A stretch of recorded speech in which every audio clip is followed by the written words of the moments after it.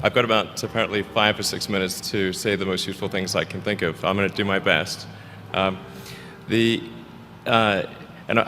was suggested that I distill things down to three items. I think I'll go with 4, and I've tried. I think these are pretty important ones. Some of them are going to sound like, well, you've heard it before, but it's worth re-emphasizing. I think the first is you need to work, depending upon how well you want to do, and particularly if you're starting a company, you need to work super hard. So what does super hard mean? Well, when my brother and I were starting our first company, instead of getting an apartment, we just rented a small office and we slept on the couch. And we showered at the YMCA, and we're so hot up we had just one computer. So the website was up during the day, and I was coding at night. 7 days a week, all the time. And I sort of briefly had a girlfriend in that period, and in order to be with me, she had to sleep in the office. So work hard, like every waking hour. That's the thing I would say particularly if you're starting a company. And I mean, if you do simple math, you say like, okay, if somebody else is working 50 hours and you're working 100, you'll get twice as much done in the course of a year as the other company.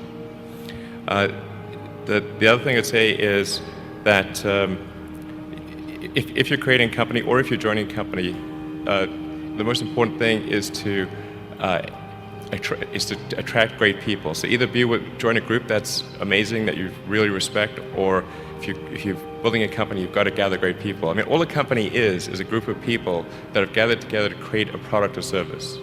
And so depending upon how talented and hardworking that group is, and the degree to which they are focused cohesively in a good direction, that will determine the success of the company.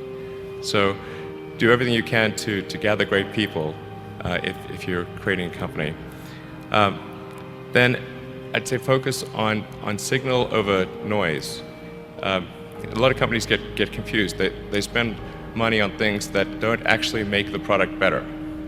So, for example, at Tesla, we've never spent any money on advertising. We put all of the money into R&D and manufacturing and design to try to make the car as good as possible. I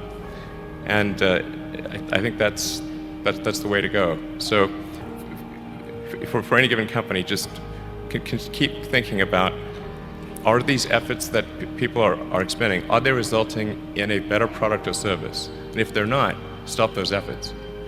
And then the final thing is to sort of don't just follow the trend. So you may have heard me say that it's good to think in terms of the physics approach of first principles, which is, rather than reasoning by analogy, you boil things down to the most fundamental truths you can imagine, and you reason up from there. And this is a good way to figure out if something really makes sense, or if it's just what everybody else is doing. It's hard to think that way. You can't think that way about everything. It takes a lot of effort. But if you're trying to do something new, it's the best way to think. And that framework was developed by physicists to figure out counterintuitive things like quantum mechanics. So it's really a powerful method. Anyway, so that's, and then I think that the final thing I would encourage you to do is, now is the time to take risk. You don't have, you don't have kids. As you get older, your obligations increase. So and once you have a family, you start taking risk not just for yourself, but for your family as well. It gets much harder to do things that might not work out. So now is the time to do that before you have those obligations. So I would encourage you to take risks now. Do something bold. You won't regret it. Thank you.